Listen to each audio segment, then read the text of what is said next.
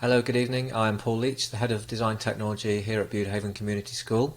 Welcome to this virtual online talk about our Post-16 course, which is the Product Design A-Level.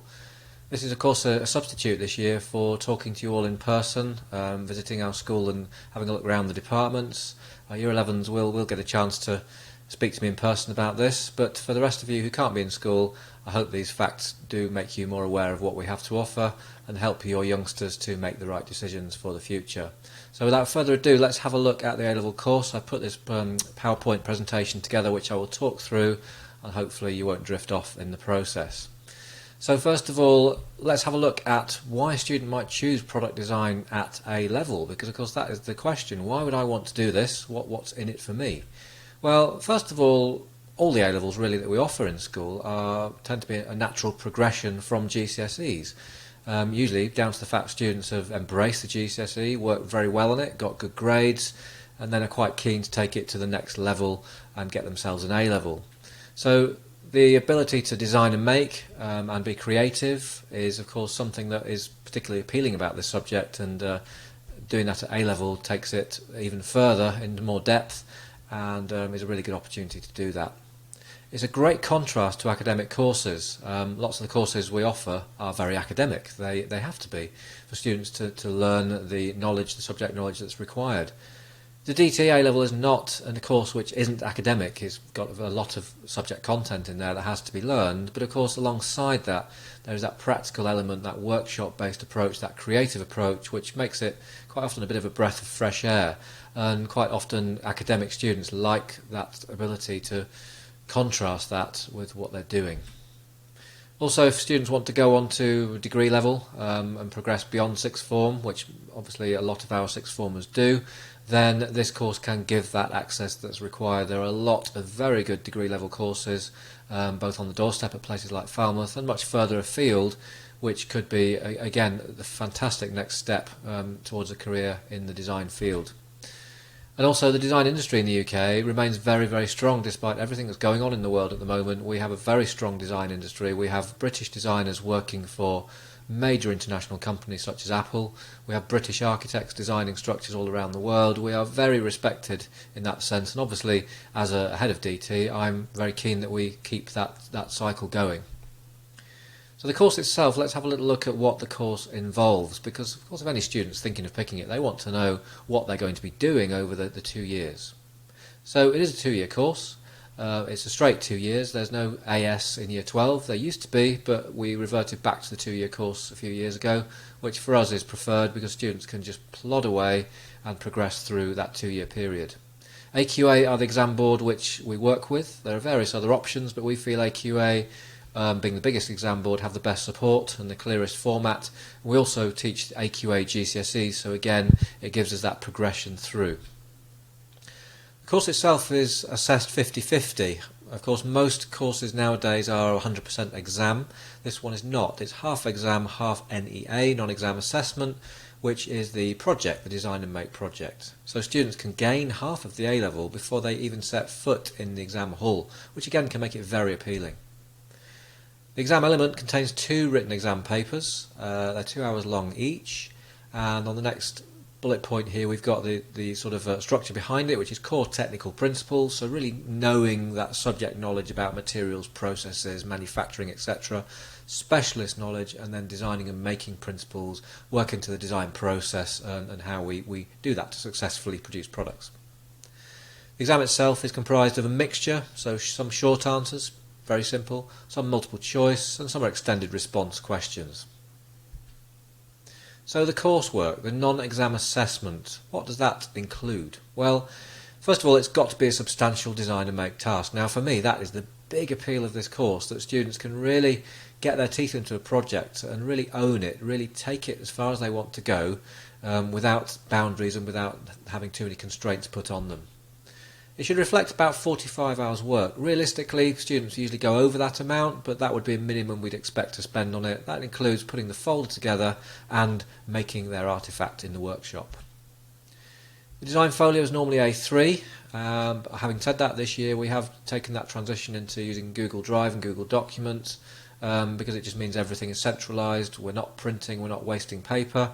We can look at the work and monitor it, feed back to students, and also in the event of a horrible pandemic we can actually access the work should we need to, which is way more convenient. And then there's the final manufactured prototype, which is made in the workshop.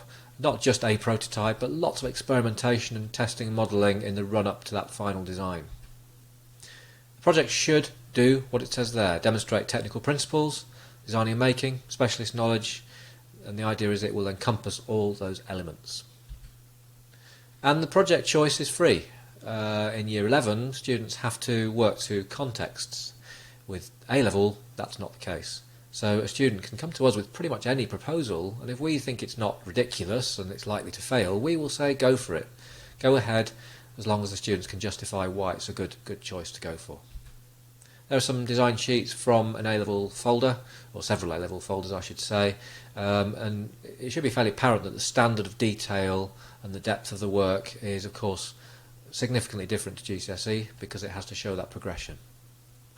So historically at Budehaven we've been delivering the product design course in various shapes and forms for way over 30 years. We're very proud of that, and we've built up some really strong links with industry, and we've had students pass through to great things beyond that. Let's have a little look. So we want to attract a mixture of male and female students. There's no reason why not to. We've had great performance from both male and female, and as long as we can get that balance we'll be very, very happy. The majority of our students that have gone through this course have gone on to design-based courses at university. Degrees become very accessible once you've got an A-level in a subject like this, because it just makes that whole world open up. Here are a few examples. Rachel, 3D design degree, in fact the same as I did, as myself, running a design business, local girl, still working locally. Dom, product design at Bournemouth. He designed a bike trailer that could open up into a picnic table with storage for his A-level project, which was really successful. Ben, very much an engineer, very much into mechanical aspects of the subjects, and has gone on to thrive at that. Various jobs working for large corporations such as Jaguar, Reaction Engines, etc. I think he even might have worked for JCB at some point along the way as well. Rosie, slightly more arty style of work really, and has gone on to do a master's degree in illustration since completing her bachelor's degree. Joan, one of our absolute star students from a few years ago, he got an A star for A-level and was very much an engineer, very precise worker, didn't leave any stone unturned. That came through in his superb project that he did, and he went on to thrive at Loughborough, continuing that theme.